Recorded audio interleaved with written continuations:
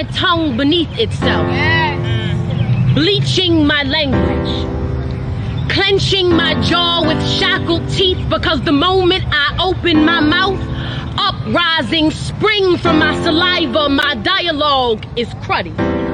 Trample with the muddy boots of trade and migration, battling nations in my diaphragm, so the rhythm in my diction sounds like a war cry. And despite the white stuff down my windpipe, I talk black with nappy phonics, syllables that kink and twist, naughty expression that beads on my palate, so glow in this spit shine flow, Jerry curl jogging, bongo drums in my diction. This slang is semantic resistance, off with the head of the king's English. Can't you smell the riot on my breath?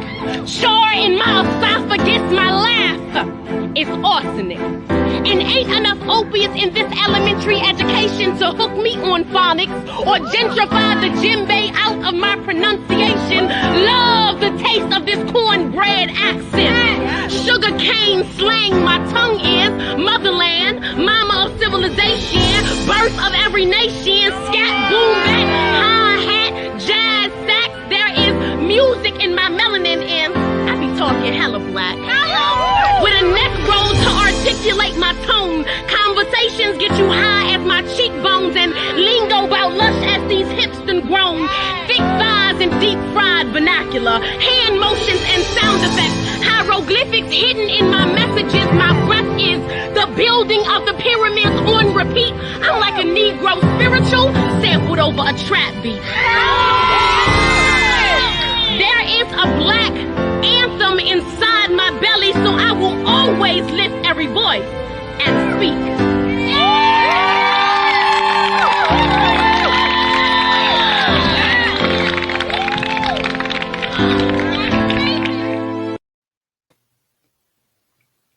Hi, everyone. Welcome to the Black Effect event. The Black Effect is a 5-day virtual event hosted by the National Plus Coalition and streamed through our sister company, Plus TV and Media Productions. This event will be led by 15 of the most powerful speakers we could find to discuss 15 topics that affect melanated people on a national note. My name is Maria. I'm a tech-savvy ex-military kid who grew up in California, living the female version life of Forrest Gump. I now reside in Colorado. I'm a lover of life, music fanatic, often caught reading, now a justice reform advocate, a clemency pusher, lover of all people, critical thinker, sister, daughter, mother, grandma, who is the push behind the Free Kendall Martin movement. Kendall's serving 6 years for possession of marijuana in Mississippi with no possibility of parole. Good time. It's a day-for-day sentence. I'd like to introduce you to you today. With me is my lovely co-hostess. Francetta Mays is a native of Oklahoma City, currently residing in Oklahoma City. She's the owner of In Your Dreams Broadcasting Publications and Events LLC, talk show host for Flipping the Script, the current NAAC presidential liaison for the Tulsa chapter number 6143, and she's also a pastor at the Going Hard for Christ Church in Tulsa, Oklahoma. Ms. Mays became very passionate regarding criminal reform in August of 2021 after hearing the story of Prentice Pons, a man serving life plus 25 years for a fistfight in his home. And since then, she has been relentless in her endeavors to now change the narrative for everyone through her work in the community and abroad.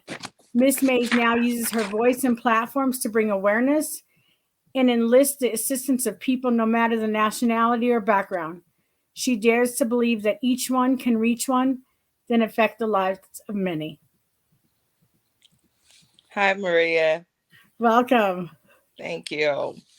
Thank you. I want to say, first of all, thank you to everyone that has participated in any capacity with the Black Effect. I think that now is the time and the season for us to really reach out into our information banks and dig up anything that we can do.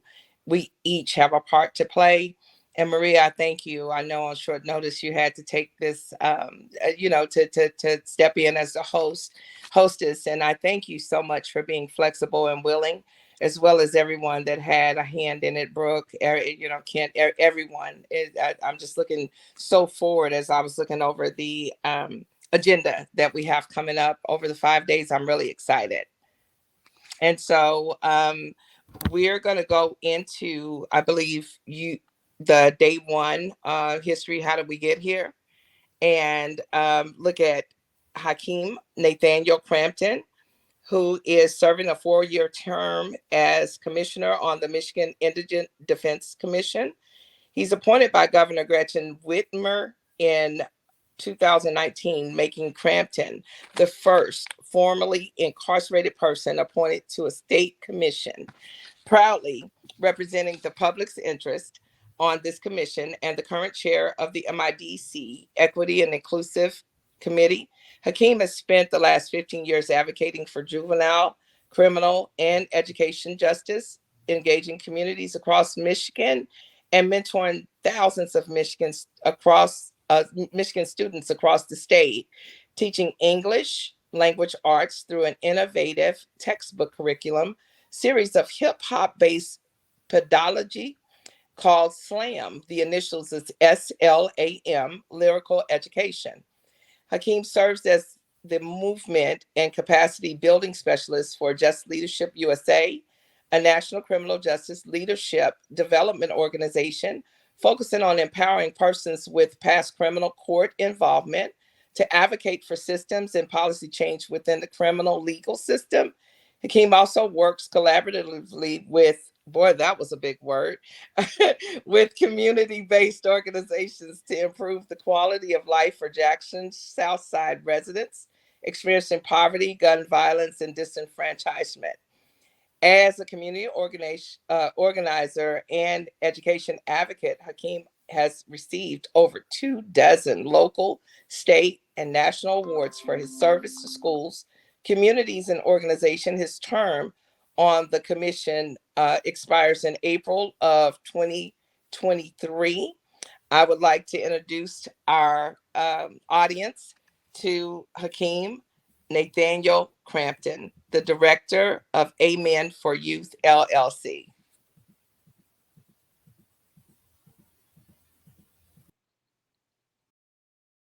Thank you. It's definitely an honor and a pleasure to be invited to this very important, critical national conversation by the National Plus Coalition and its various partners. I want to thank you all for inviting me and accepting me into this distinguished group of presenters for this week-long conversation about the Black effect and its importance in our lives today as we talk about the diaspora of Black folks spread across the world and our origins and our history and our culture and our legacy and what that means for us today as much as what it meant for those of us in the past. So I'm going to lead this conversation by pivoting a definition of what is history. History is considered to be the whole series of past events connected with something or someone. And we're going to be talking about the past events associated with our history, with the history of those whom have been called in the English language Black, right? And we're going to use that. We're going to continue to use that terminology. It's the language we're currently speaking. Language is very, very important. One of the things about language and its etymology is that when you understand the source and origin of a word, it takes you pointedly to its genuine, true meaning, right? And that's the same way with the people. When a people understands and knows their history and is connected to the source of the etymology, to their origins, then the value, the point of who they are, the meaning of whom those people are becomes that much more exact, that much more important. So once again, you've heard my bio. My name is Hakeem Crampton. I am from Michigan. I'm excited to be here. I work in a number of capacities. And this particular capacity tonight is about talking about the history. How did we get here? In order to discuss how we got here, it's critically important to discuss, in fact, where we came from. So I'm going to talk about the effect, talk about the historical legacy of the Black civilization across the world. The legacy of our history, for example, it matters in the present. And why does it matter in the present? Because, of course, as we talked about the history and legacy of and culture of a people, the present originates from the past, and the past is what sets the stage for the future. So the foundation of the past is what builds upon the solid foundation and infrastructure for which we build our future. So I want to start off by using the definition of the word legacy now. Legacy is a thing handed down by a predecessor. It's a thing handed down by a predecessor. So I want to talk about the effects of cultural legacy as we talk about the history and origin of the Black civilization. Nelson Mandela says that our rich and varied cultural heritage has a profound power to help build our nation. Right? You hear that? Our rich and varied cultural heritage has a profound power to help build our nation. That's from Nelson Mandela. That quote sets the stage for our discussion about the effects of cultural legacy. What is cultural legacy then? Alan Chang, who is an Asian, in 2019, he is quoted as saying, "A cultural legacy is the inheritance of cultural traits that influence our success or failure. They are often determined by cultural practices from centuries ago that have been passed down through each generation." And once again, that's Alan Chang, an Asian, in 2019, quoted as saying that. Now I want to cross-reference that quote with the quote from 100 years earlier from the Honorable Marcus Mosiah Garvey, who wrote in 1920 and spoke at a speech, "A people without the knowledge of their past history, origin, and culture is like a tree without roots." Once again, a people without the knowledge of their past history, origin, and culture is like a tree without roots. Marcus Garvey in 1920. And contrast that with Mr. Alan Chang, who set the stage to talk about Asian heritage, the importance of cultural heritage, right? Because, and the reason I pivot these two together is because Black folks of the diaspora and the worldwide, there's been a discontinuation of the tradition of culture being passed from generation to generation, specifically Black folks in America and of the diaspora that have been taken from Africa, right? And connecting back to that history has been extraordinarily difficult in light of the fact that when a people is disconnected from their origin, from their source, it's very difficult to reconnect that. So this Asian culture and history, Chinese culture and history, Japanese culture and history, Mongol culture and history, Far East Asian culture and history, there hasn't been too many breaks in their culture. They've always been able to successfully resist to a great extent assimilation, right? And as a result of that, they've been able to maintain cultural hegemony, meaning that their culture has been successfully transmitted generation after generation. Listen to what Alan Chang once again says about the value and importance of cultural legacy. He says a cultural legacy is the inheritance of cultural traits that influence our success or failure. They are often determined by cultural practices from centuries ago that have been passed down through each generation. Why is that critically important today in light of what's happening today in America and what has been happening the last 400 years in this country? What's critically understand is that those cultural traits that influence our success or failure, see, the culture, the African, the origin, the Aboriginal culture that we had prior to coming in contact in America in the last 400 years with enslavement by Europeans, that culture, that tradition was disconnected. It was no longer allowed to be transmitted from Kunta, right, to Toby, right? It was no longer allowed to be transmitted from King Joffrey to William, right? William became a new person. Toby became a new person. King Joffrey and Toby, right, and Kunta, that cultural heritage was disconnected. The names, right, the religion, the psychology, the sociology, right? The mindset had been shifted because there was a break. So therefore, the influence upon our success or failure was based upon the new tradition, the new culture that we inherited. That new culture, new tradition that we inherited was in fact a new slave culture, a new slave history. We started our new history, is where we talk about today how Black history didn't start with American Black history. They didn't start with slavery. That's because they wanted to begin a new people with a new history, a new start in slavery, rooted in slavery, so that their history will be tied back to slavery, so that their legacy in the future would be connected to slavery. So Marcus Mosiah Garvey, 100 years ago, said this: a people without the knowledge of their past history, origin, and culture is like a tree without roots, subject to easily be pushed over and uprooted from the soil. So today we have been uprooted from our soil, and the effects of that has been psychologically damaging. The effects of that uprooting has been death for our people. And so it's critically important that as we discuss the history and how do we get here, we have to understand that we're talking generations and thousands of years of historical purveyance that had been stopped and cut off within the last 400 years. And this uprooting has been done on a massive scale, a sociological scale, a global scale, an academia scale. They have replaced research, historical knowledge with misinformation and mishistorical knowledge. Research that is not correct and accurate, that would give credit to the origins and source of civilization and medicine, astronomy, and science and technology, right? So we have been disconnected from the ancient source of our tradition and culture. And it's critically important that we reconnect it, right? And so what types of legacies must we reconnect, though?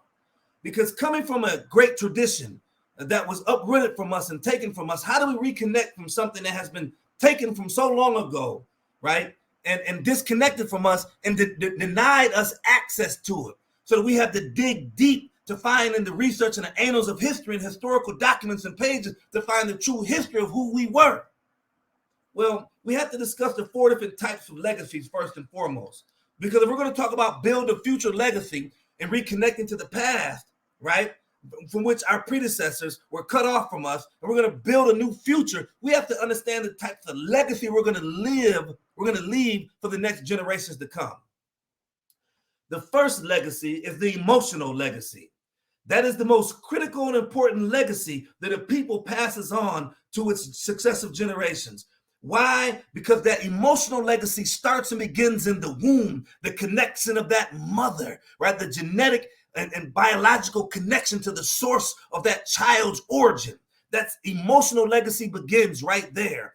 And what happens inside the womb, the relationship that that womb has with the rest of its family and loved ones that is nurtured inside that child, that emotional legacy is then born into the world. And that birthing, that emotional legacy begins to give birth and uproot to the first legacy, the first culture of that child's life, right? And so it's critically important that we understand what's then fed into that child during that emotional stage, during that nurturing stage that child is born into, in which that child is being prepped and prepared for its rites of passage into society, into life, to take its rightful place in the culture, to lead the culture to the next future generation of our history, to sustain it.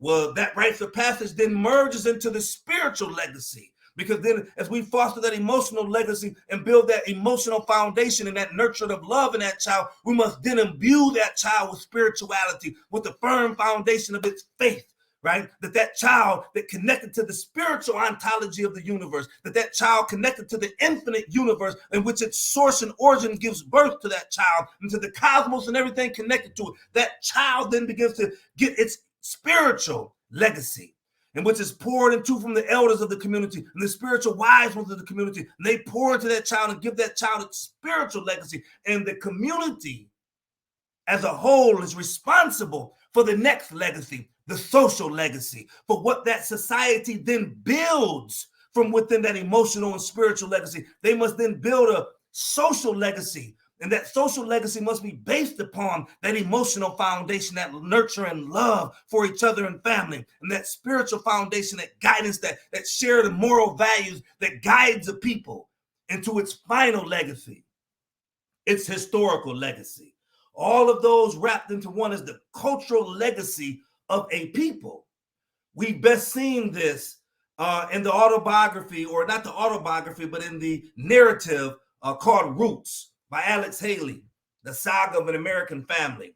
And we best seen that played out in that book and ultimately in the movie, because that book and that movie was supposed to show us how we are connected to a historical legacy, a source. And by being connected to that historical legacy and source, it in fact gives us a vision for the future. It gives us a sense of appreciation and value for who we are as a people. That was the power of Alex Haley's book, Roots. It was powerful, and it contained all four legacies. There was an emotional legacy. When you think about the beginning of the movie, the beginning of the book, you know, this child being birthed and brought into this world with the nurturing and love, and that simultaneously the spirituality was connected. And then the people gathered around to support that, right? And that's that emotional, spiritual, and social legacy, what then gives birth to what ultimately became the story, the saga of the life of a people. And that's the historical legacy. It's critically important to understand those four legacies. So how do we move from those four legacies to build a future? Well, what is a future? So a future is the time or period following the current moment. So after I finish speaking, the next moment is the future. Tomorrow is the future. Next week is the future. Next year is the future. And 100 years from now is the future. A people who leave a future to its people, right, are a people who have done its job to society. Because for what do we live for but to the appreciation of those that lived before us, that blessed us with a life to live. And we are then obligated to bless others with that same gift of life. So the effects of the future, and we understand what the effects of the past have been like from the separation of the last 400 years when we have been disconnected from our history and culture. We understand the effects of our future. Our future has been arrested. Our current place right now, which was the future of the generations that were enslaved in this country, right? That future is our now. We understand the effects of our now. Our now is an arrested development. We have been disconnected from our history, disconnected from our spirituality, disconnected from our sociology. We've been disconnected from all of those elements. So we no longer have a real strong, vibrant legacy. So we still owe an obligation to the future generation to build a greater civilization for them, a greater cultural legacy, a greater cultural inheritance for them. So what is the impact of heritage on legacy?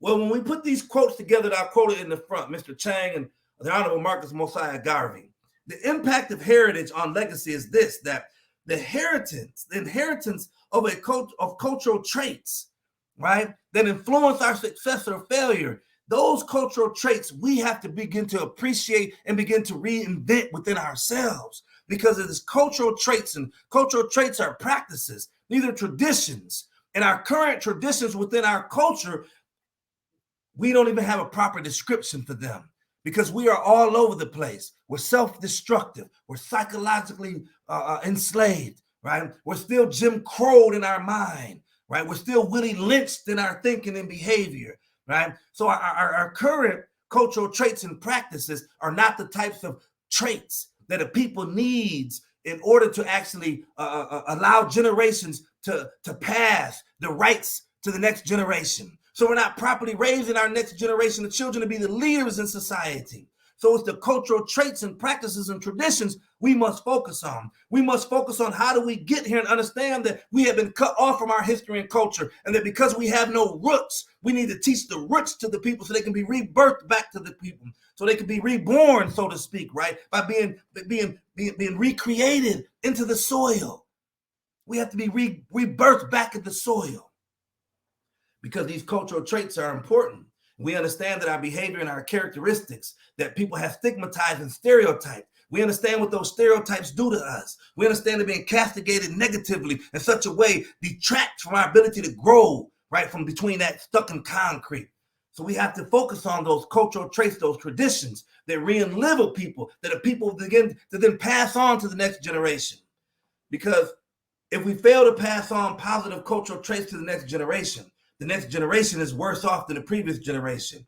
And Marcus Garvey says, without knowledge of our history, our origin, our culture, we are like a tree without roots. We're like a tree without roots. And if we don't have roots, we're no longer producing fruit. And when we're no longer producing fruit, that means we're no longer producing shade. We're no longer producing sustenance for the people. And that's what we see happening in our society today. This is what we see happening in the Black community today. The effects of the past, which is our current, the past future they were building, which is our current, the effects of that have been negative. The effects of that have negatively impacted our current. So it's critically important that we focus on that. So in these last final minutes, I want to focus on the 3 legacies to sustain. Number 1, we must sustain a values-based behavior pattern. Those are cultural traditions and practices. Values-based behavioral patterns.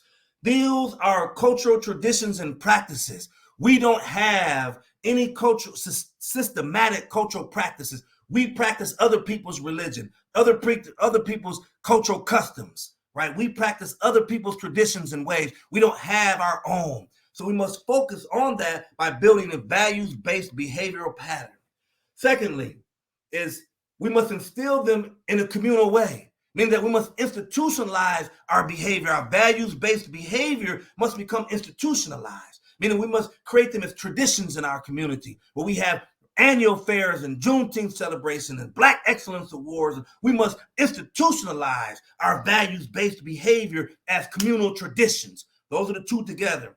Thirdly, is we must focus on the knowledge, the educational component of our history, our origin, and our culture. We are responsible for passing these 3 sustaining cultural legacies on to the next generation, and that is building a values-based behavioral system that becomes then a communal tradition, becomes communal practices, customary cultural practices, and then finally, knowledge.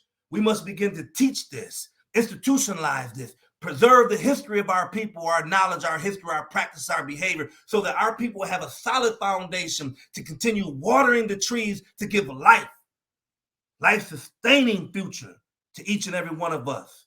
The effect of our future is on us. We must take the responsibility and the leadership today so that we can lead this for tomorrow. I salute you and thank you all for joining me in this conversation, this opening conversation about the Black effect and the history. How do we get here and where do we go? We know how we got here and we know where we got to go. So let's march forward together as one unified people. Soldier salute 1.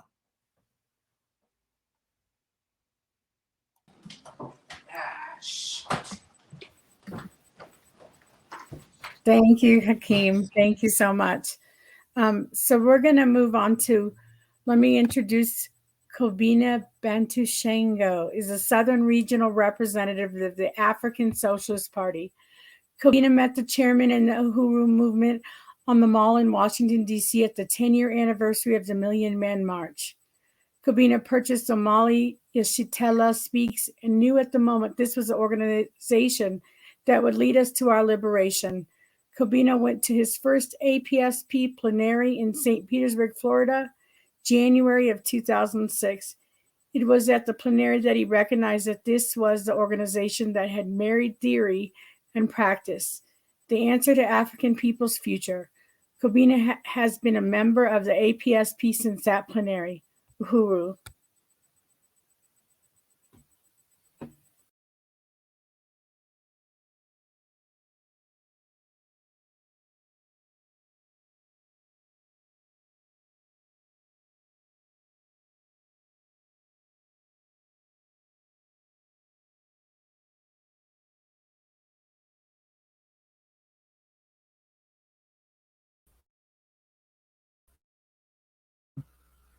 Yeah, I think I was muted when I first started talking. Yeah, so I appreciate that. But I wanted to appreciate that introduction, and I salute the organizers of this the opportunity to for giving me the opportunity to be on the panel, and I really appreciate all of the organizers for organizing this event. And I know these things are not they're not easy to do, and I know everybody in different places. So I really salute the organizers of this event and also the opportunity to be able to be here today. And like she said, I am the Southern Regional Representative of the African People's Socialist Party. And the African People's Socialist Party is a revolutionary party that organizes all over the world to continue the work of Marcus Garvey and to unite African people all throughout the world with the intent for us to govern over our own lives and to have the power necessary to end colonialism and for us to have control over our resources, human and natural. And that's who we are as the African People's Socialist Party, led by Chairman Omali Yeshitela, who was the leader and founder of the movement, and the leader of the whole African world. Because, like I said, he continuing the work of Marcus Garvey. And I want to start, with a quote from Mayo, and one of the things that he said that I thought lays out what our responsibilities are is the cardinal responsibility of leadership is to identify the dominant contradiction at each point of the historical process and to work out a central line to resolve that. And in saying that is that we have to be able to be clear on what it is that the contradiction is. Because if we're not clear on the contradiction is, what the contradiction is, the oppressor, the colonizer, our enemy could easily redirect us and have us on a narrative that ultimately contributes to our own oppression. And you see that a lot. And then if they have like colonialism want to have a monopoly on defining, two things: our reality and also defining or have a monopoly on violence. So if you don't go along with what they put forward, then they can kill you and call you a terrorist. That's how we see it all the time. We can see it on TV where they kill Tamir Rice, a 12-year-old on a playground with a toy, and somehow he's responsible for his death. You know what I'm saying? But we have to be able to put out a different narrative to really show who the real terrorist and who the real colonizer is. And this is why it's so important for us to have our own theory and our own narrative. And we put out our own narrative consistently because we have the Burning Spear newspaper, which is the longest lasting revolutionary paper in history, where you can, it tells our story from our own perspective and in our own interest. And so we have to have our own theory, our own worldview, because if we don't have our own worldview, then we own the worldview of the oppressor. And even when we come up with great solutions and do great work, if it's on the same narrative as the oppressor, it ultimately feeds and contributes to our own oppression. And we have to be able to identify these things, like Miles said, and overturn that and come up with a line that is clear for us. Because one thing that we are clear on is that the oppressor and oppressed, the slave and the slave master, cannot have the same interests. That's two different interests, material interests. The slave want to be free, and the slave master want to keep you enslaved. And if you go along what the slave master is telling you, then again, that puts you in a position to want to enjoy slavery in some type of way, or get it, or be more comfortable in slavery. So as African internationalists, and this is the worldview of the African working class, and a theory that was developed, and a worldview that was developed by Chairman Omali Yeshitela. African internationalism is the revolutionary, scientific, and materialist worldview and theory of the African working class. This falsifiable theory recognizes that European wealth and African impoverishment occur as a result of the European attack on Africa, the division of Africa, African slavery, and the dispersal, colonialism and neocolonialism.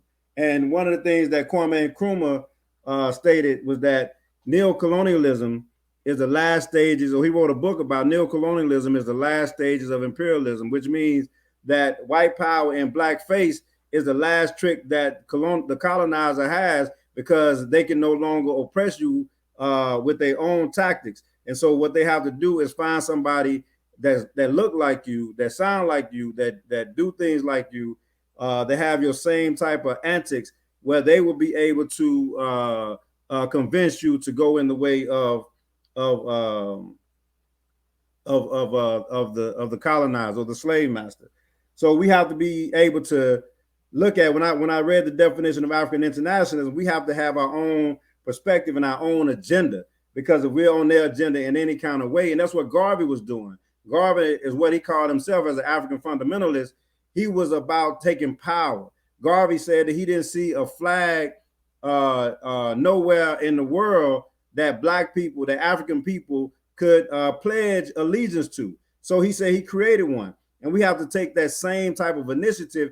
We have to see what actually works in our best interest, not the best or the lesser of two evils, as sometimes they say along with the Democratic and Republican Party, but what works in our best interest, and what is it in our best interest to do. And we have to chart a course that's going to be able to get us from point A to point B. We have to bring those type of solutions, because we have to plan to govern ourselves to be able to meet our own needs. You know, no other person or people going to be able to look out for the best interests of African people, because we have to be clear that the U.S. and colonialism, the only way that it progresses is at our expense. You know, we don't get laptops and cell phones and vehicles and tires, you know, without us being colonized.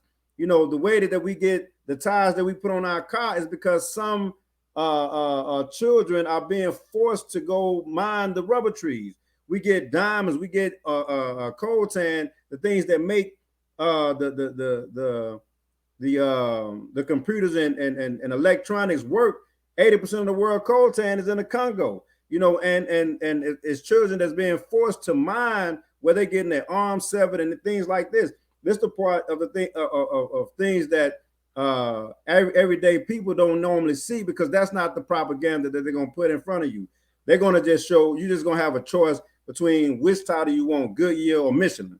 They don't show you that the way that they got the tires to put on your car came from this process that it forced people that lost their limbs, African people that lost their limbs. And this is the process that happens all over the world. This is colonialism, and America has a pedestal that it sits on, where the only way that it progresses is at African people's expense. So this is not, so sometimes people say, well, that happened so long ago. This happened today. This happened today, you know, and so this is what we looked at. When we look at the question around what's going on with Ukraine and Russia, you best believe that the U.S. is pushing an agenda, but we have to have a worldview that helps us understand the question in our interest. And what is in our interest? You know, and we clear that uniting with Russia is in our interest, because what the U.S. is doing is trying to overturn and keep Russia out of a process that keeps us colonized. And Russia has been fighting against that, you know, since its inception.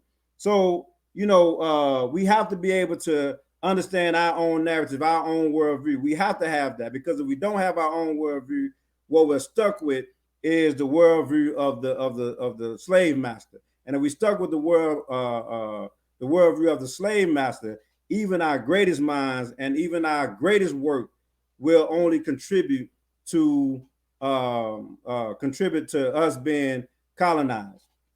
So we have to be able to be clear on those things.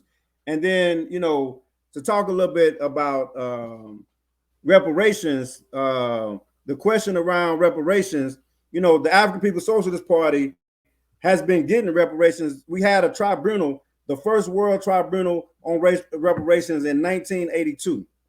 And it was in that moment, because again, our goal is to govern. Our goal is to take power, not to fight ideas that's in white people's head, but to get the power to say that no matter what's in your head, you know, you don't have the ability or the power to be able to prevent us from being able to live. And this is the problem that's been happening. Colonialism gives them the power to continue to oppress and terrorize everybody to be able to keep the resources that exhibit.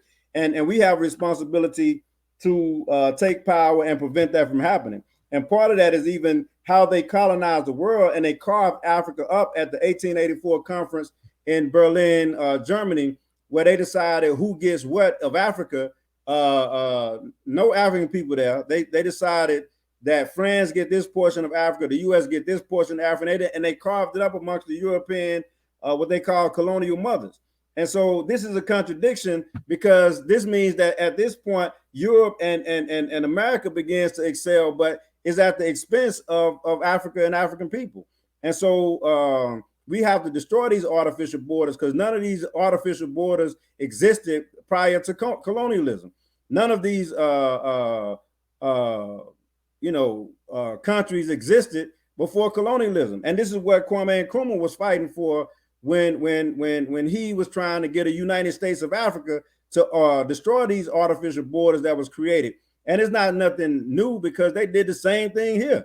You know, when you talk about America, how do you come and kill off the indigenous people here, and then the people that you don't kill, you know, you push them back and draw a line and say, even though you was here yesterday, if you come across this line now, you're an illegal immigrant. And this is no longer Mexico, this is New Mexico. I mean, it makes no sense. But if you only have that narrative, you begin to buy into that somebody is a legal immigrant. The only illegal immigrant on this land is white people, is Europe, what they consider European people. But even Europe is a new concept, because the only way they came into this nation of European people was in relationship to finding us.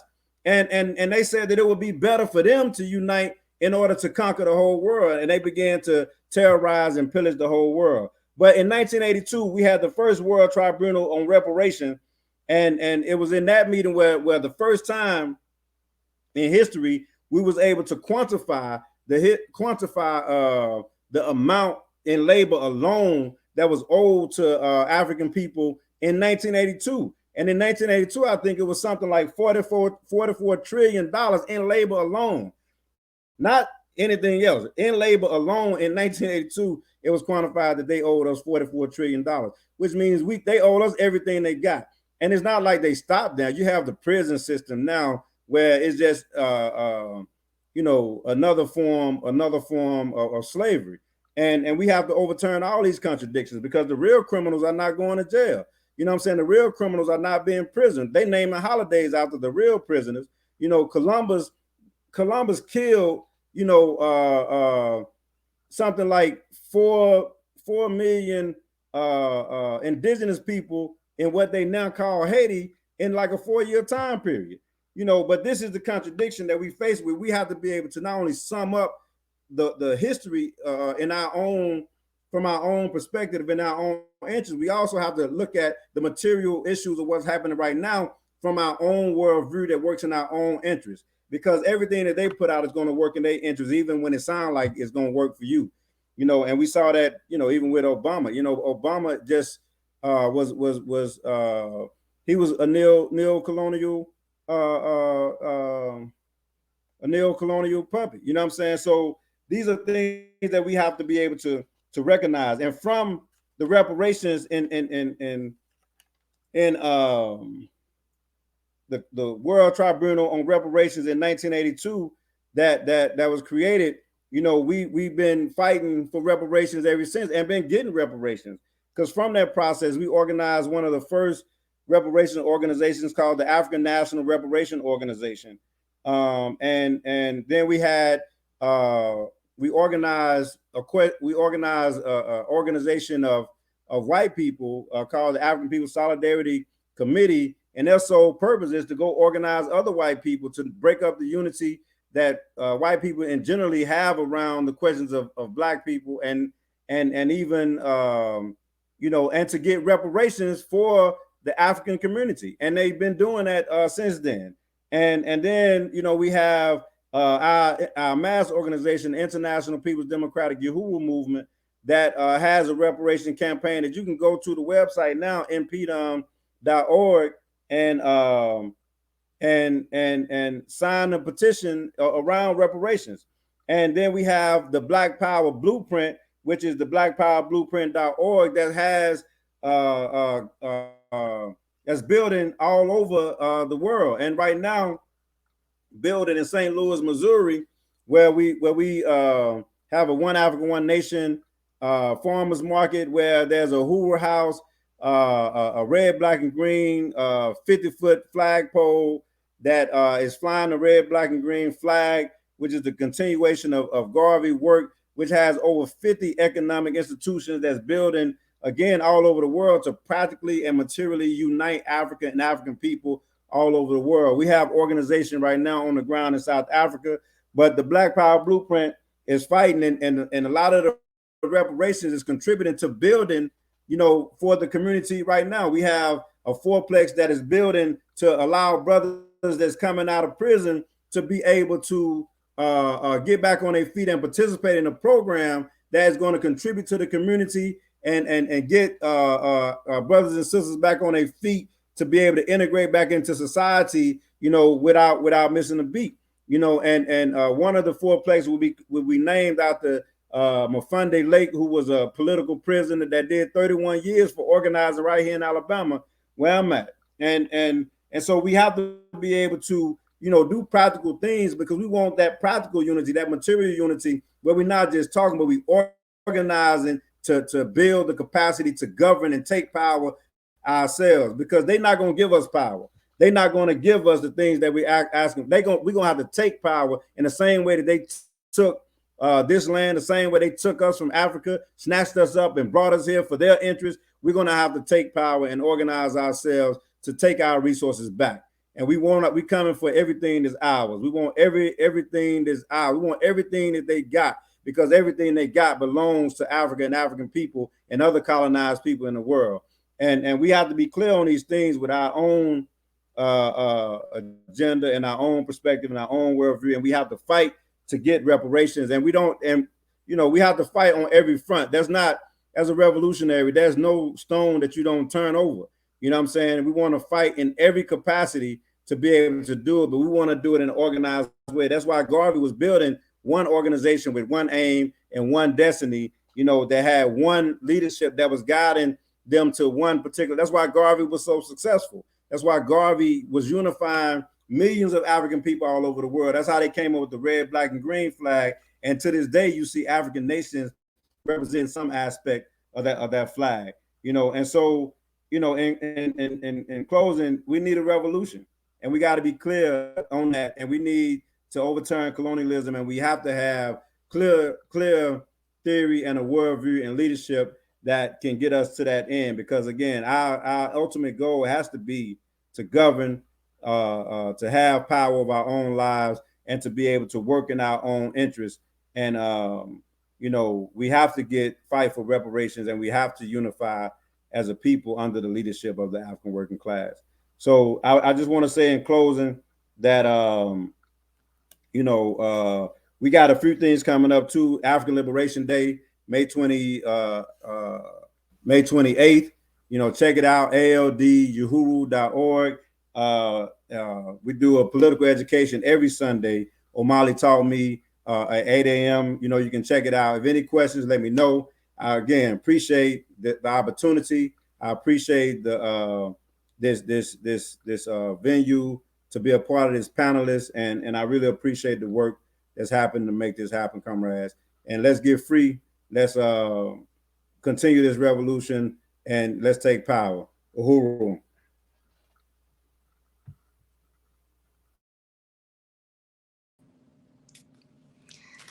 Wow. All I can say is wow. Between Hakeem, Kabina, and now we have coming up a producer, podcast host, vocational teacher, criminal justice paralegal. He pronounces his name Omari Ajumu, Ajanaku. And forgive me for not rehearsing that enough. But if we could bring him right on, I'm excited about hearing the rest of this.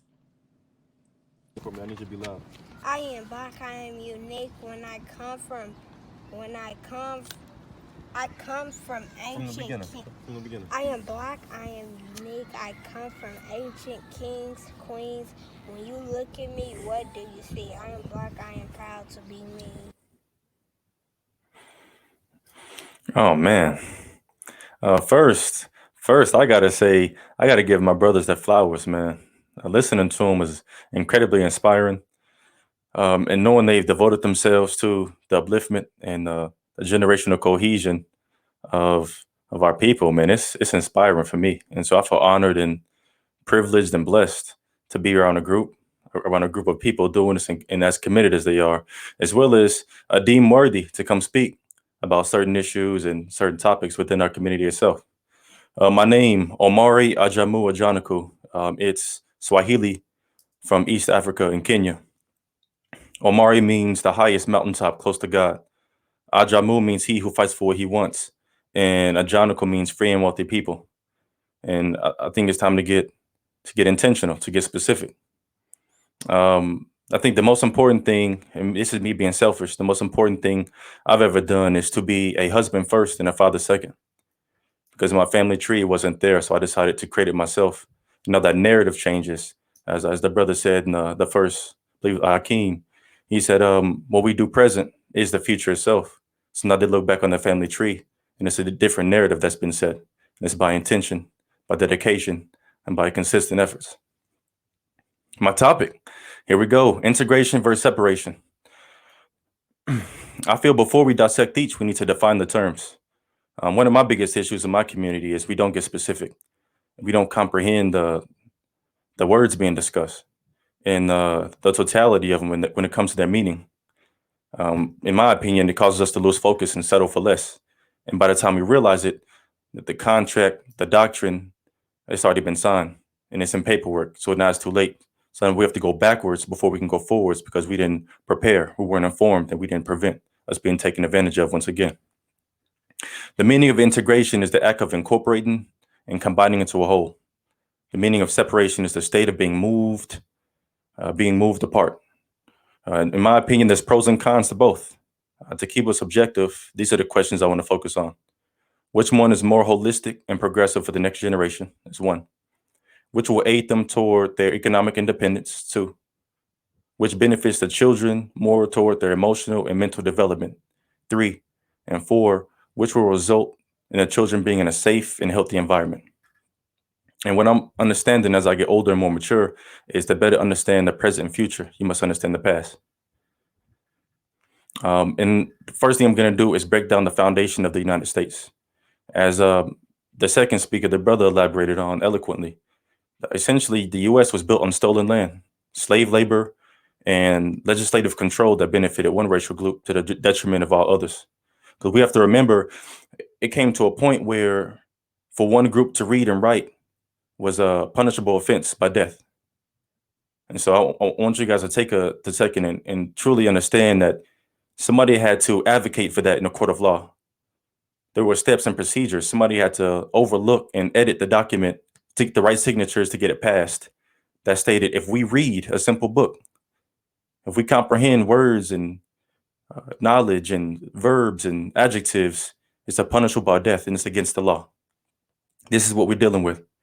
So the racial group that wrote the policies and procedures, laws, which are statutes, city ordinances, the Constitution itself of the country, were the same racial group who took the land, used of slave labor, and benefited most from that legislative control.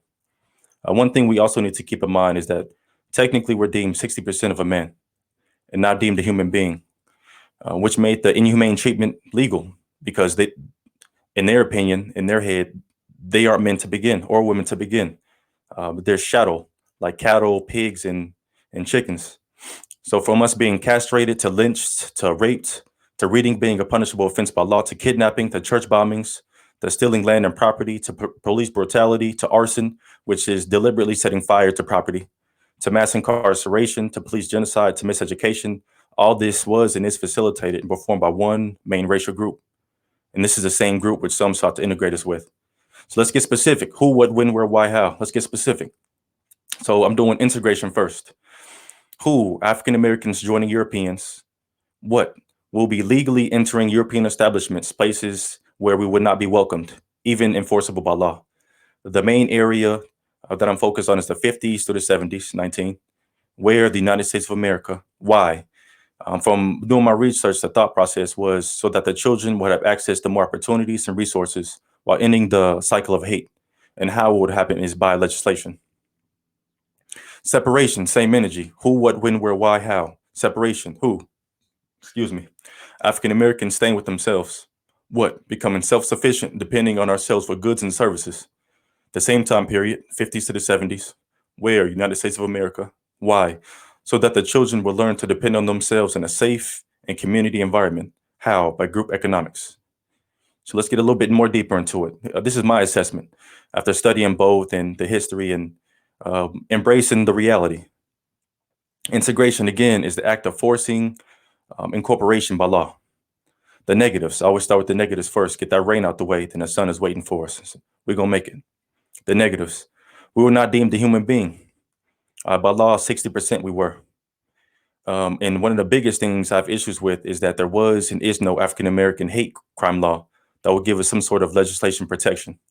A hate crime bill specifies that if bodily injury results or if such acts of intimidation involves the use of firearms, explosive, or fire, individuals can receive prison terms of up to 10 years, while crimes involving kidnapping, sexual assault, or murder can be punishable by life in prison or the death penalty. In my opinion, by passing that law, it would give us some type of legal protection needed to ensure accountability from those who sought to harm our men, take advantage of our women, and miseducate our children. The reality that this law wasn't and isn't passed, in my opinion, tells me that they wanted us to be subjected to the violence of those enabled to do so by law. We will be legal prey, forced to coincide with a legal predator for the sake of emotion, selfishness, and a lack of confidence in our economic independence. By joining them, our children will be traumatized daily and suffer from the Black inferiority complex, which teaches them that they are less than. Our women will be taken advantage of and be used for their bodies, while our men will be physically and economically demasculated and stripped from the home, knowing that retaliation or defense of their families, even when justifiable, would result in death or a best life in prison. So the Black inferiority complex, for those who don't know, is showing you everything except you. It teaches you that the things you have naturally are less than, and it won't equate to your success. I'll go more into it a little later, just breaking it down bit by bit. The positives, here comes the sunlight. This would give us faster access to resources and opportunities that would normally take us longer to attain. The limited resources and opportunities offered will cause us to compete with ourselves to our detriment as a culture of sabotage is created. We'll start sabotaging each other's success, knowing that everyone would not be able to capitalize off of the limited resources they would offer us. For that small percentage who does make it, they will have to work harder and longer as they are underpaid and undervalued. They will say from these opportunities you can take back what you learn and earn to better your people as a whole, but who will want to build up a people seeking to sabotage their success, even if they are their own? This is the manipulation of integration. And this is what we're seeing now, even with affirmative action. It's a certain percentage that gets these resources. You know, I've even been to job interviews where it's 3 or 4 African Americans in there. We look around and you understand the game. And so now we're having to compete with each other for less than instead of investing in each other for more than. Separation, the state of being moved apart. Start with the rain, the negatives. We will lose our immediate access to resources and opportunities. We will make less money individually, but would own everything and dictate our future collectively. Our businesses will be attacked, looted, and set aflame, but as long as we own our own insurance companies and banks, we'll always be able to rebuild. Our independence and self-reliance would intimidate outside communities, and they will find reasons to justify the hate and violence toward us because of our economic independence. Upon documenting our self-reliance, the white power structure would then use any means necessary to discourage us from cohesion. They use tactics such as government programs, drugs, guns, women from outside nationalities, money and fame, sports as well as crime to disassemble our organization. Inevitably, they will infiltrate our community and pay representatives to influence integration under the guise of success and opportunity for our people. In reality, it wouldn't be for our betterment, but for the control of our skills and our talents, while ensuring that we do not become too powerful or too self-governed. They will promise those representatives a plate at their table, but only to eat the food that they provide for them, and the position of power will be short-lived. The representatives wouldn't realize it until too late, but the moment they are no longer useful, or the moment when someone else presents an opportunity to make more money, they will strategically be killed or stripped of their perceived status and power. And this is what we've seen through history. If we're embracing the reality, imagine if we had our own African American basketball league. Imagine if we never signed to the NBA, because it's predominantly African American anyway. Same thing with our football leagues. It seems that if you look around on the biggest moneymakers in society, and this is my opinion, sports is one, entertainment is the other, criminal justice in that system is the third. And who dominates those different avenues? Let's move on. The positives. Time for that sunlight. Our children will be surrounded by love and cohesion in a safe, uplifting environment of self-respect and dignity. Our women will be protected and put on the pedestal they deserve to be on, and our men will be empowered to be men with no fear of being killed for existing or being taken advantage of economically. We wouldn't be fighting each other for the limited resources they have to offer us, but would instead work harder and longer to ensure the longevity of our community's economic independence. We'll own our own grocery stores and farms to feed the community. And these are the pillars of economic independence that, in my opinion, our grocery stores to feed the community, our schools to teach our children, our banks and insurance agencies so we can own our loans for rebuilding. Because we've seen in history that when we go to them for insurance, when it's time for them to accept the money, then it's quality business, it's quality communication, it's accountability and consistency. But when it's time to cash out and take out the money that we've put in, now there's a miscommunication. Now there's barriers. Now there's justifications on why we're not able to get what we've been paying into and what we deserve. Our own criminal justice system for protecting and accountability, in our own hospitals to care and heal for those needing care. So the 5 pillars of economic independence, in my opinion: grocery stores, the farms to feed us, schools to teach us, our own banks and insurance agencies to fund us and allow us to rebuild, a criminal justice system to have accountability on a holistic level, an unbiased level, and hospitals to heal and care for those needing assistance. Even our political positions of power will be represented by one who looks like us and will be chosen for the community by the community. Now, here's the important part I want people to understand. If we wanted to do business with outside communities, we could. The difference in this context versus integration will be leverage. With separation, we'll be able to meet them on mutual grounds instead of begging for little to nothing with our children's future and well-being at stake. And we all know when it comes to business, if you have nothing to offer, you're going to have to come up off something. That percentage, you lose that percentage because it's not mutual. So with our own independence, we can meet them where if we wanted to, it will be mutual. Now it's a business partnership instead of a work for hire, an independent contractor. In conclusion, and even before I get to that, let me just talk to the people a little bit. I think I'm good on time. The biggest thing I'm seeing is that we don't have confidence in ourselves. We look at the past and we see how, and this is the consensus that I'm hearing from my community, is that they don't see the progress. They don't see it. The same things are happening when it comes to police brutality, mass incarceration. It's like, what actually happened?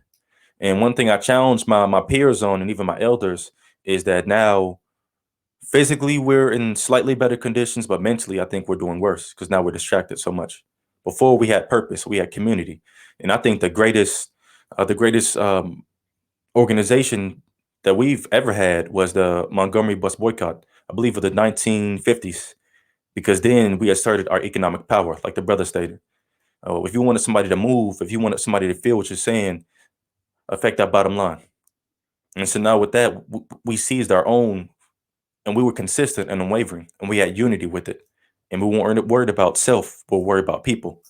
And so I think that's the biggest thing that it's time to get back to. And like the brother stated first, is to be that tree. You might not have any trees around you. You have to be that tree yourself. And from you doing it, for you leading by example on a consistent basis, from you dedicating yourself and being unwavering with the energy, and willing to lose everything, then you'll influence that in the next generation to take your mantle and they'll carry it on. Another thing I'm seeing is people are scared to lose their jobs. They're scared to get canceled or scared to get scorned on social media. When we got to remember, people were losing their lives. People were getting felonies. People were getting knocked down and bomb threats all times of the night. People were getting harassed on a consistent basis, character assassination tactics. You tell me you worry about a social media post? This is the reality, and we need to embrace it. So I think it's time that we just find those who are similar to us. We lead by example, and we invest in the children. And then the children influence the older generation because it's the child, it's the future, and some of us are going to have to die off with time. I mean, that's the reality of the situation. And then the children, they'll do better for their children, and then it's our job to influence and get out the way. In conclusion, I feel the best choice for any community, not just ours, any community, is to be separate, to build themselves independently. Then, when having enough leverage and economic power, collaborate with outside communities for mutual gain. At this point, I feel it will be difficult for us to separate. And I'm speaking to our community, the African American community, and have our own section for ourselves. But if there's a little entity, a Chinatown, and other areas representing certain ethnic groups, then certainly we should be able to come together and build a little Africa. That's the 5 necessary resources for economic independence. Again, grocery stores and farms to feed, schools to teach, bank and insurance agencies to loans and rebuilding, criminal justice system, so that when we are afflicted with unjust, we have our own prosecutors. Because it's kind of hard for a prosecutor to charge a police officer and they went to the same alma mater. It's kind of hard for a judge to sentence a police officer when we go golfing on the weekend and their uncle is on the board of directors with me at a not local nonprofit. And so it's a conflict of interest for them. And so I feel like we have to have our own that's unbiased and neutral and has our best interests at heart, not socioeconomic status.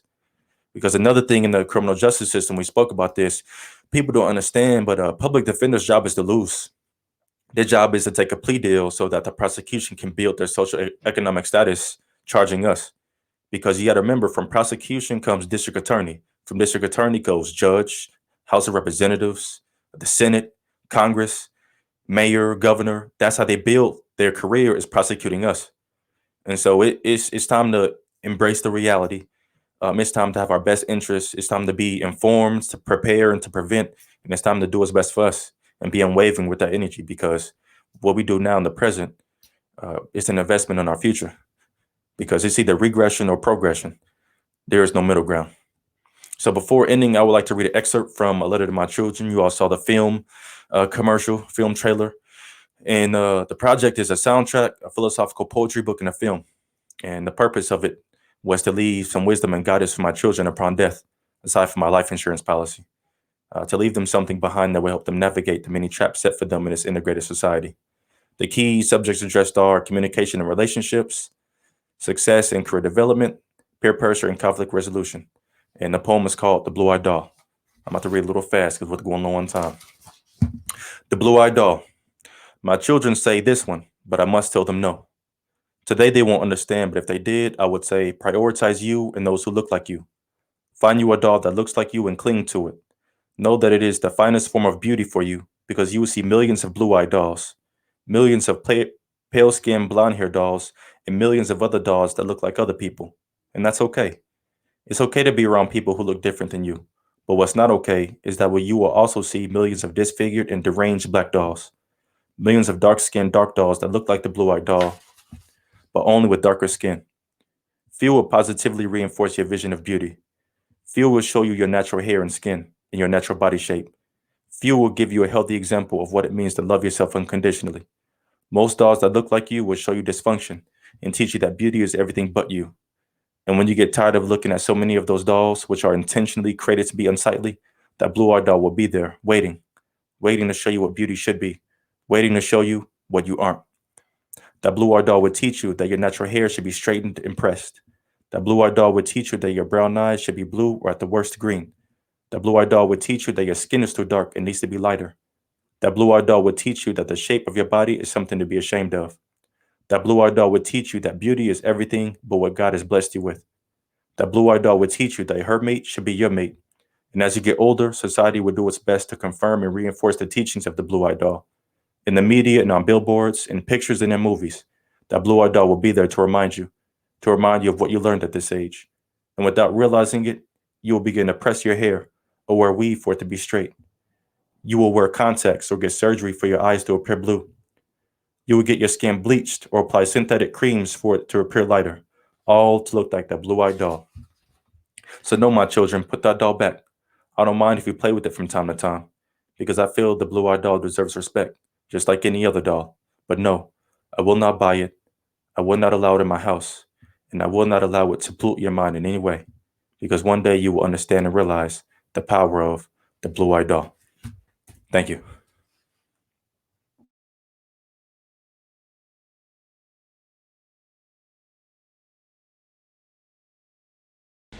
Your organization is one of the staples of just about anything. You have to be organized to achieve anything.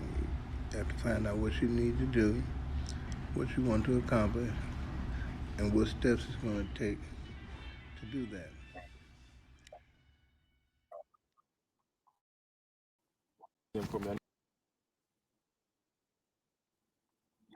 Love. How do you know that it's true? When they say to you that my love is stronger than glue. Love. What does it mean? Is it when they try to get in between or when they come to watch your team? Love. It's time without rushing. Support and love without lustfully touching. Well, moments are enormous and the world seems so dormant. Intentions. What are yours? Because even family can be a double-edged sword. So adore and love everything about yours. Keep the mind at home and not on world tours. Love is staying true and wanting more for them than you want for you. Love. How do you know that it's true? When they say to you that my love is only for you. Love. What does it mean? Is it when they buy expensive things or when they support your dreams? Love.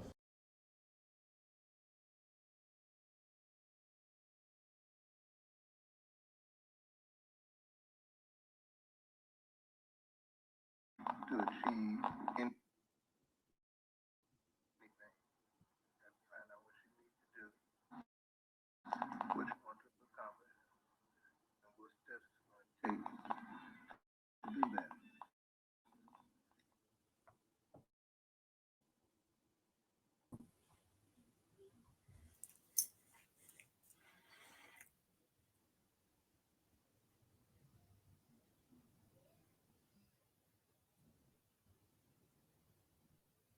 I'm assuming you're talking to me. It's called A Letter to My Children.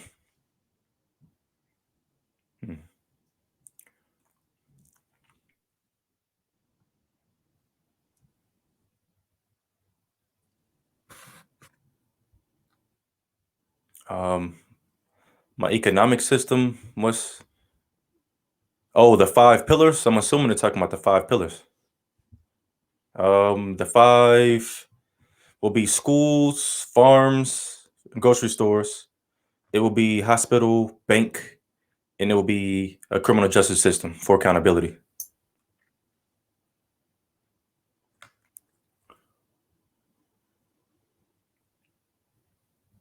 I'm not able to hear. I think you're muted. Planned Parenthood. Oh, Here okay. I go. Yeah. Yeah, so it says Planned Parenthood promotes abortion relentlessly among Blacks. 80% of Planned Parenthood's 60 efficient abortion mills are located in inner city areas with a Black population above 50%. Do you guys have any comments on that?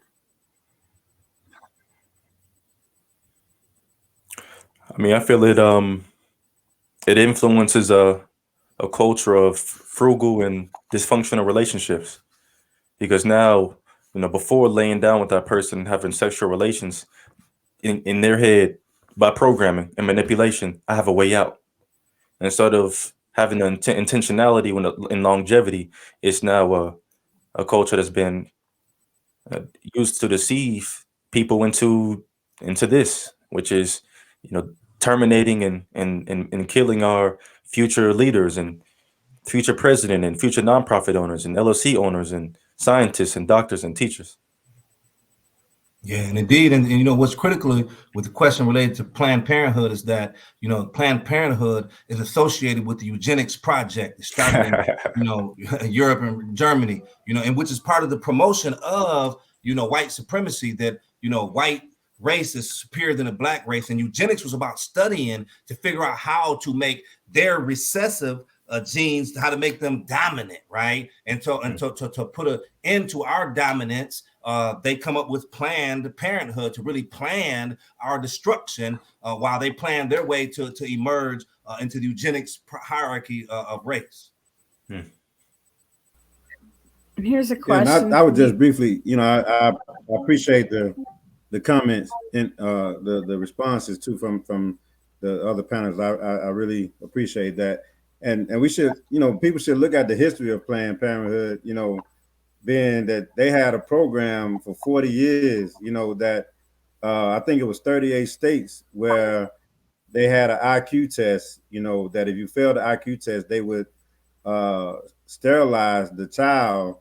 And I think in North Carolina, a woman just won, who was a part of that, maybe like 10 years ago, just won a lawsuit against them because they I think the program lasted from like 32 to 72 or 34 to 74. 1974 is when they stopped it. But if you failed the IQ test, which was culturally biased from the jump, then they would sterilize you against, well, what, unbeknownst to your parents or anybody else.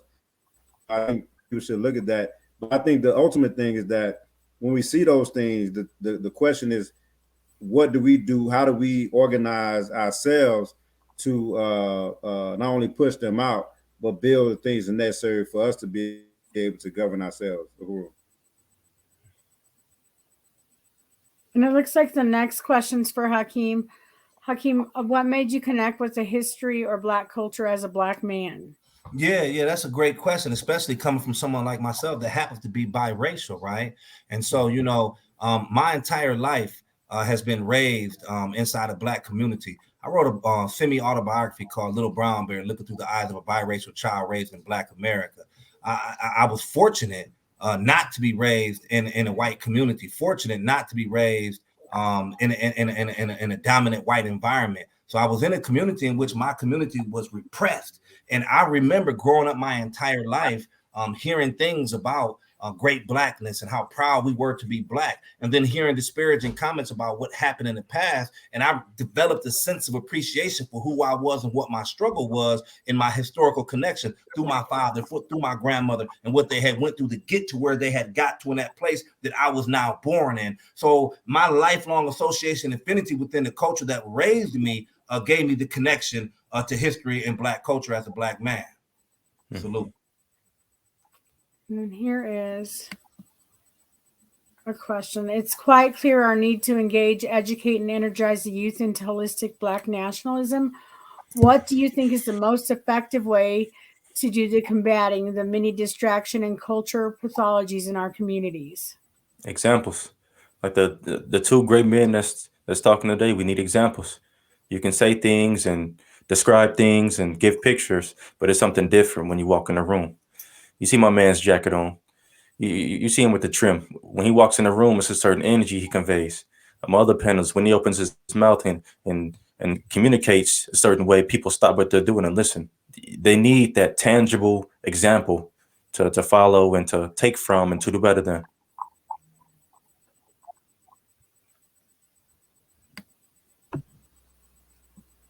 Yeah, I would add. Oh, go ahead. Oh, go ahead. No, go ahead. Okay, yeah, I would add. I think like the brother just said, that we need to set examples. And we need organization. And when we think about, like, we talk about Garvey a lot. You know what I'm saying? But Garvey was building organizations, and I remember even reading that some people, when they knew that the Black Star Line, a ship was coming, people would just go to the shore just to be able to see it. You know what I'm saying? Or there were some people that didn't have anything, but they was donating 10 cents to the Black Star Line because it was something that was tangible. even Garvey created, and I don't know if most people know this, but how we got black dogs today was because of Garvey and the UNIA movement, the Garvey movement that began to create black dogs. So so little black girls could have something to play with that reflected them. And I think we have to do the same thing. Like right here in Huntsville, Alabama, we have like a community garden that we organize the community to talk about to build self-sufficiency and give us the ability to feed ourselves. We have to be able to do things like that in the community and turn that, and that's right in the middle of a housing project. You know what I'm saying? And we have to be able to do those type of things where, because everybody's not going to hear what you're saying, but everybody because everybody learn differently, but we want to, some things have to be tangible that I can touch, that I can feel, that I can, when I walk out my door and I see this, then I understand what you mean by self-sufficiency. Then I understand what you mean by independence. We have a Black Power FM radio station in St. Petersburg where young Africans that can put their music out. Black Power 96.3.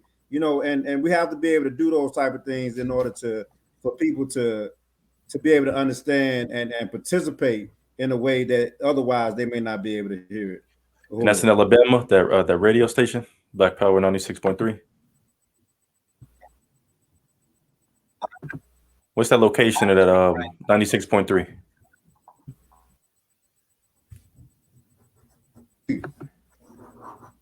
All right, yeah, I was muted. I couldn't get off mute. Okay, my bad. The radio station is in St. Petersburg, Florida.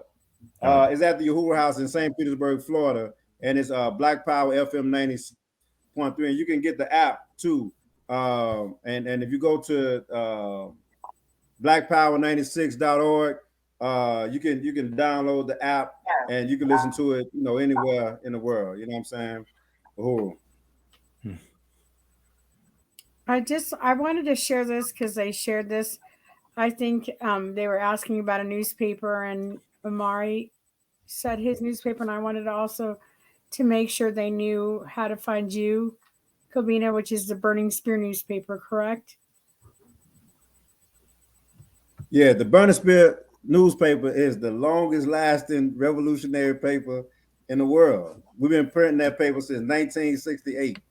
And you can go to theburningspear.com and get you a copy. Of course, we knew Marcus Garvey had the Negro World that was going all over the world. And we also have the Burning Spear newspaper. And it was before Huey P. Newton passed away, he did a speech at the Uhuru House in Oakland that said, if you destroy one organization, you didn't do anything, because even though we don't have the Black Panthers, we got the Uhuru House, and even though we don't have the Black Panther newspaper, we got the Burning Spear. And this is, from a lecture that Huey P. Newton did before he passed away out there in Oakland, California. But the Burning Spear is been in continuous print for over 50 years. Let's see if I can.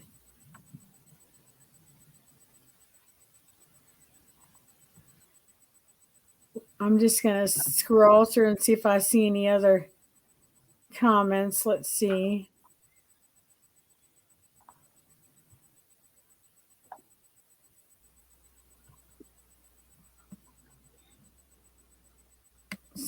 Let's see. So here's one. I think I see some questions on Facebook. I don't know if you see that or not.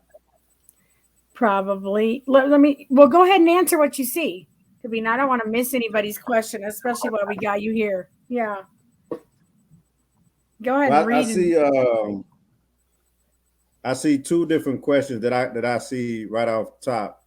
Yeah, and Maiza put in that blackpower96.org is the website, but then there's a Arshad Muhafiz, I'm not sure I'm pronouncing his name right, and he says, what movements throughout history has been most effective and most enduring in educating, organizing, and community building? We can study and learn lessons, strategies, and principles. That was his question. Then that was another one from Lula, but I guess give people the opportunity to answer that question first. Yeah, I see those now. Let me post it just in case they want to read it. And I would say, just because I just read, I'll just say Garvey. I mean, I think Garvey led the Garvey gave us the blueprint to organize it into what the objective was. I think Garvey probably more than anybody, laid out the blueprint of taking power and fighting in the best interest of the African working class. And if you notice, every movement since then take something from Garvey. Even people that was against Garvey at that time take something from Garvey, and they taking pieces of Garvey's movement during that time. And I would say that the Uhuru movement, Chairman O'Malley Yesatella, continues that work of Garvey and has had 50 years. This year is our 50-year anniversary, where 50 years of relentless struggle towards Africa's redemption. But those would be the two that I would pull out, immediately. Uhuru. And there's also, Lulu had a question. How do you all speak to all of the negative perspective that we deploy the mindset behind? How do we step out of this place of stuck?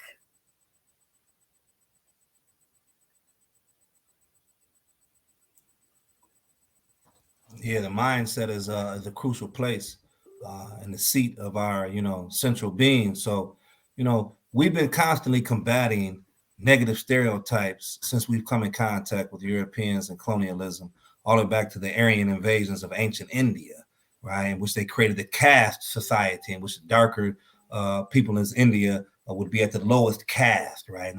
So white supremacy goes way back into ancient BC, and so really.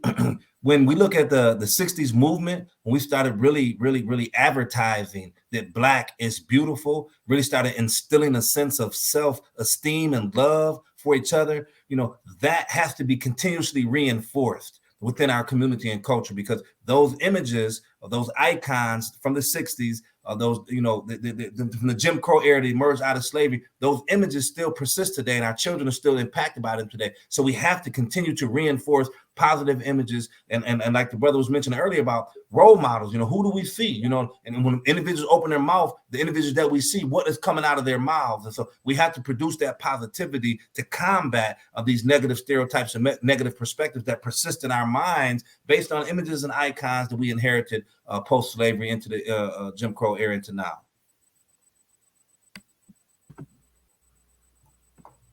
Oh, yeah, right on. And I think this is why we have to have theory and practice. You know what I'm saying? We have to have the practical things on the ground, because sometimes it's difficult, because I know I'm a visual learner myself, so sometimes it's like I can listen to people, but it's when I see something is when it may have a different impact, on me, you know what I'm saying? So even like, when we look at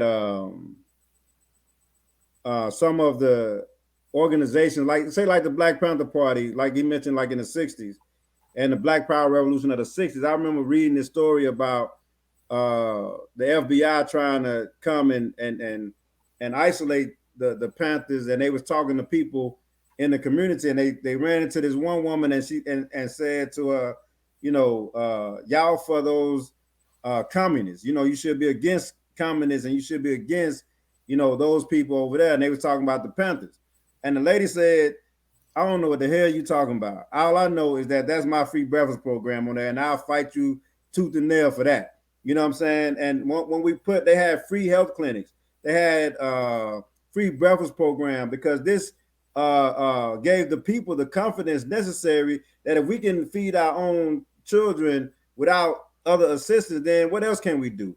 We can have a free health clinic. What else can we do? We can have the ability to govern and police ourselves in a way that works in our best interest. So I think one thing that we have to be clear is that they have propaganda that want to perpetuate defining us for their interest. It doesn't really define us for our interest. we have to define ourselves in our own best interest, and even define them in our best interest in the real way. You know what I'm saying? Because they're not gonna do that. And I think that a lot of times that's what conflict us, even with education, because education, I remember I was in the 5th grade when I said I don't want to learn nothing else from them. You know what I'm saying? Because everything that they was teaching me was attacking my community. It was attacking my grandmother. It was attacking my mother. It was attacking my father. And it wasn't giving me any solutions. And what I understood that just like Harriet Tubman, I knew that we had to fight for freedom and not for inclusion. And so I would say look at the 14-point platform of the African People's Socialist Party. And and Maisa did share that in the comment section. So just so Maisa did share that 14-point. Right on. She shared it in the comment section. But I did, since we're going to close out, I wanted to give you guys a chance to leave your contact information for anybody that's watching, so that they can get in touch with you if they needed to or reach out. Yeah, I'm looking to add say it or put it in the. I mean, you can put it in the chat or you can say it out loud, however you want to do it. Whatever you'd like to do. Yeah, the best way probably is either email, which is Kobina Uhuru, UHURU, at gmail.com. And if you're interested in learning more about the African People's Socialist Party, APSP, APSPUhuru.org. That's APSPUhuru.org. Yeah, likewise, I'm very easy to get in contact with. I'm all over social media as Hakeem Crampton. That's HAKIM Crampton. I'm also HakeemCrampton.com, my new website. And just, social spoken flow poet on Instagram and Twitter. Very easy to be reached. So to salute.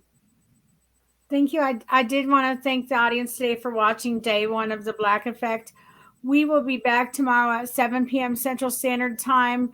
Tomorrow, day 2 of the Black Effect, we'll be talking about criminal justice, political prisoners, and the abolitionist movement. If you'd like to contact the Plus Party or Media and Productions, you can contact us at 888-806-6748. You can reach our website at www.plustvproductions.com, and you can email us at info@plustvproductions.com. Thank you, guys. It's been a wonderful wisdom night for me, and I appreciate you taking the time out to come share. Thank you. Thank you and educate. Thank you. Appreciate y'all. Appreciate you. Have a wonderful night. Salute. Peace.